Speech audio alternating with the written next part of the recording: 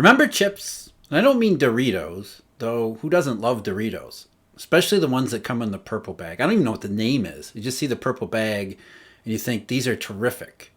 But I digress. I don't mean corn chips. I mean, of course, semiconductors.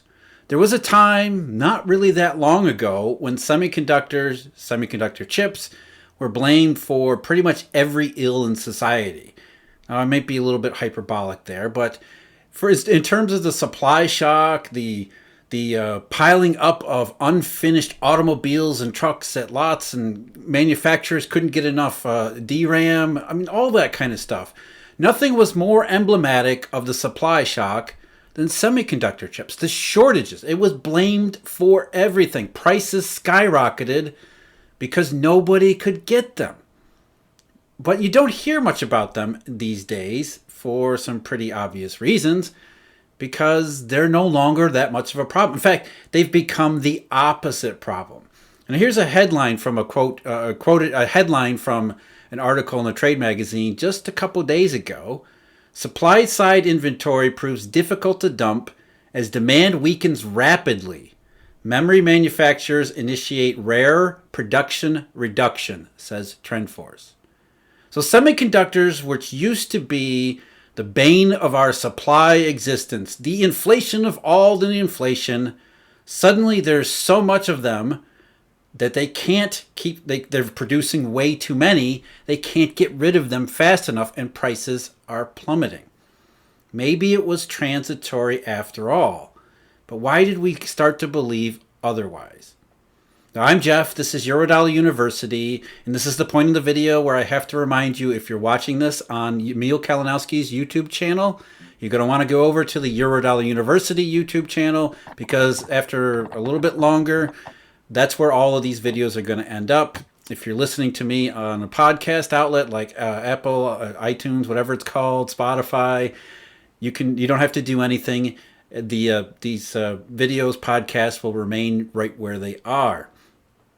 So, semiconductors, manufacturers, suddenly there's way too many chips. So we went from one extreme where there was so few, the supply shortage was so bad, it was causing headaches all over the manufacturing sector, from automobiles to smartphones and PCs, and not just, electronic equipment, but even appliance makers couldn't get enough semiconductors.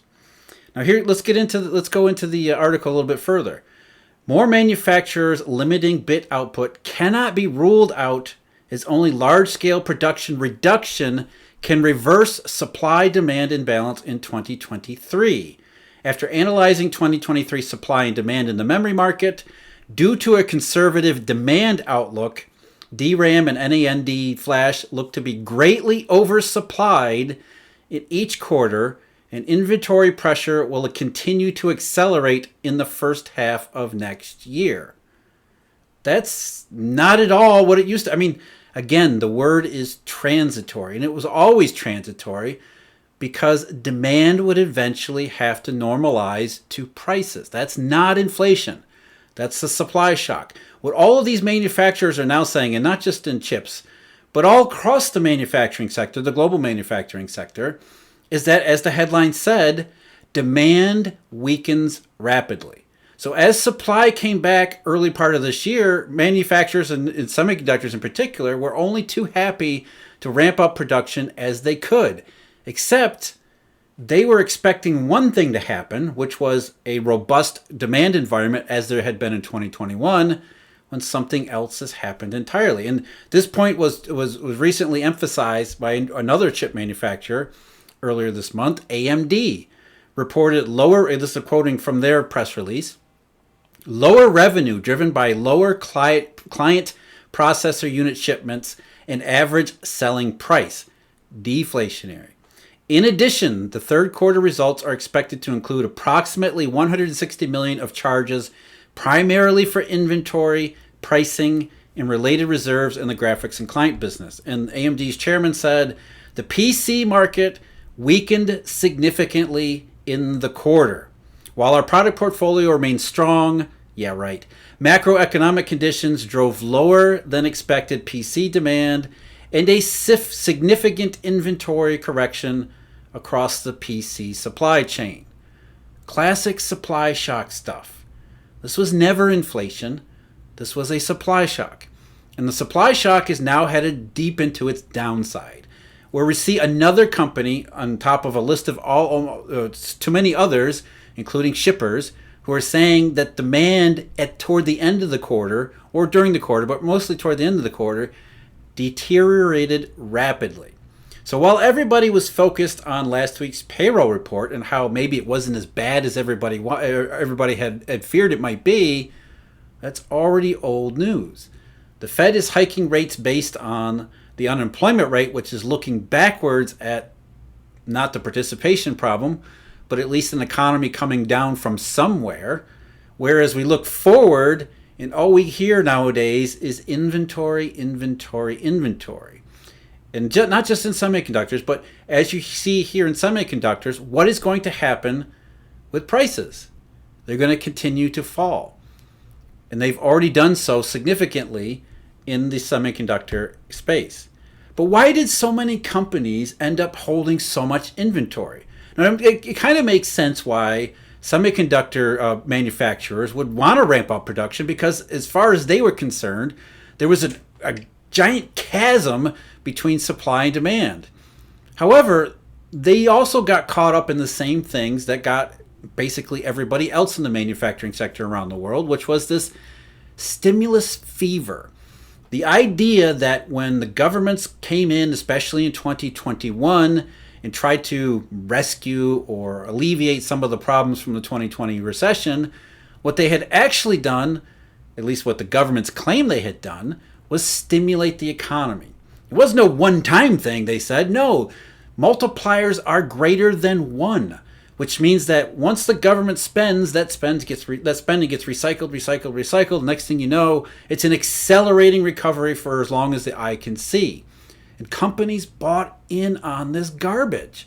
They said, let's look at the econometric models, which all presume subjectively that it is exactly what governments and economists say. That if the U.S. government gives cash to people, then not only would that be awesome in 2021, it would be equally awesome, if not, well, maybe not as good, but slightly as awesome, close to as awesome in 2022, maybe into 2023. And we don't really have to worry about any kind of slowdown back toward normal to maybe 24 or 25 way down the road.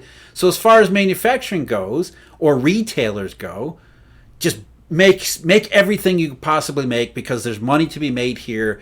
Give me all the stuff that's humanly possible, and I'm going to sell it, because the econometric models all say 2022 will be almost as good as 2021, 2023 almost as good as 2022. There's a perfect example of this today. Today, of course, is October 11th. I never know what day it is.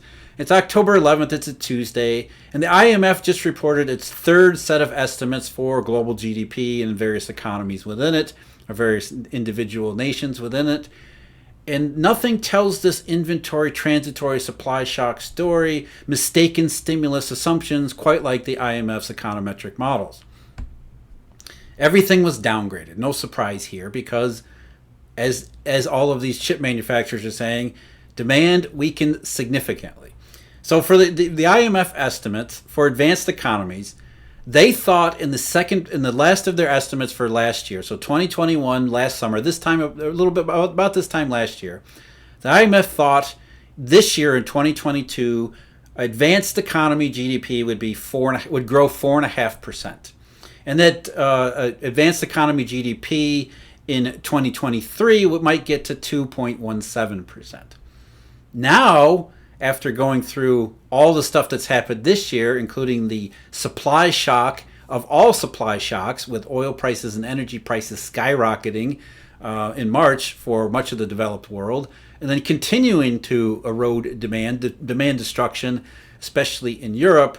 As of now, the IMF now thinks that in 2022, advanced economies will only get to 2.4%. So that's a decline of 2.1 points in just 1 year. Whereas next year, the IMF models now see GDP in 2023 at 1.1%. So about half of what they were thinking a year ago. Substantial downgrades, especially recently. In the euro area, last year they thought GDP in 2022 would be 4.35%. Now they've actually upgraded their GDP estimate for this year recently because of most of Europe is earlier in the year in particular. Most of Europe was still being reopening from COVID pandemic restrictions and lockdowns. So they think that the 2022 GDP in Europe will only be around 3.1%. So not as substantial as a downgrade as they thought last time. But watch out for next year. Now the IMF is thinking that in the euro area, I don't know why I say era, euro area, GDP might only be 0.5%, which is down from nearly 2% last year. So again, another substantial downgrade. The United States, probably the most egregious example of what I'm talking about. Last year, the IMF said 2022, not quite as good as 2021, but it's going to be gangbusters. GDP, they had thought last year, GDP in 2022 would be 5.2% after a 6-something% last year. So nearly as good. And you can understand why companies, this is IMF, these are econometric models. They all use the same econometric models anyway. Stimulus works. Stimulus works not just in the short run, but over the intermediate and long term. And here's the numbers to prove it. These are objective mathematical models, right? No, they're subjective. And the subjectivity mostly has to do with what central banks and central governments end up doing. So they thought last year 2022 GDP would be 5.2%. And of course, then we had that unexpected technical recession in between. Now they think maybe 1.6%. And I'm wondering how the hell we're going to get to 1.6% when the entire first half of the year was negative. So there's going to have to be a robust recovery in the second half of this year, which we know is probably not likely given all the things that we see happening around us, including deteriorating demand, rapidly deteriorating demand in many things. And so for next year, 2023, they thought, well, maybe 1.6%, we get the slowdown. Now the IMF is saying maybe 1%. So what was supposed to be a robust period of several years, then slowing down to normal, now looks like at best 2 years of little to no growth. And we know these estimates are going to be downgraded further because the IMF is looking backwards. Now, for the whole world, the WEO estimates said last year, 2022, would be near 5%, 4.89. They thought global GDP would grow at this year. Now they're saying 3.2. Next year, they thought 3.6% originally. Now that's down to 2.7%. Now, 2.7% might not sound all that bad. It's 3.2% maybe doesn't sound all that bad. But the entire global GDP includes a lot of what used to be fast-growing economies in emerging markets as well as the developed world. And 2.7% is actually worse than what the global GDP had expanded by in 2019. In 2019, global GDP grew by about 2.8%. And you might remember 2019 for a global recession pre-COVID, widespread rate cuts around the world, including the United States, as well as the restart of several QEs, not just in Europe, but also not QE at the Federal Reserve. 2.7%. Back in 2001, global GDP expanded by 2.4%. What happened in 2001? Global recession, rate cuts, the world's first QE in Japan. 2008, for example, the IMF models put GDP expansion in the year 2008 at 2.8%. So next year's 2.7% would be worse than 2008. And remember 2008? Worldwide recession, rate cuts, widespread QEs. There's a theme here. And remember, as I just said, these estimates are likely to be downgraded as conditions warrant, and everything that we see from anecdotes to sentiment to data says, in markets, let's not forget curves, conditions warrant. But the IMF knows this, as do central bankers around the world, as do markets. Markets are positioned for this oops moment.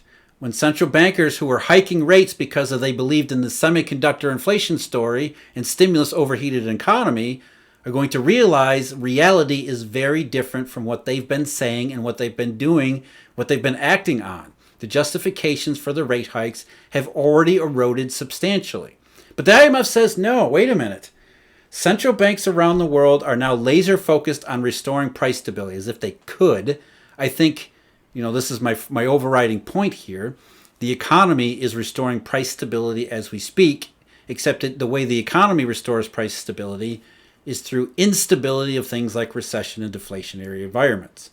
But the IMF said, okay, there are risks of both under and over tightening. Well, the Fed doesn't actually tighten, nor do any central banks, but this is the IMF.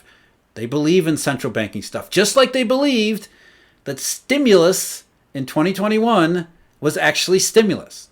So why we're taking these people's words, I don't know. Why do companies buy into this stuff time and time again? I don't know. Maybe it's because there is no alternative. But either way, and this is, it makes you shake your head. The IMF, under tightening, they're urging central bankers to stay the course. Under tightening would entrench further the inflation process, erode the credibility of central banks, and de-anchor inflation expectations. They actually believe this stuff. They actually believe that inflation is nothing more than psychology.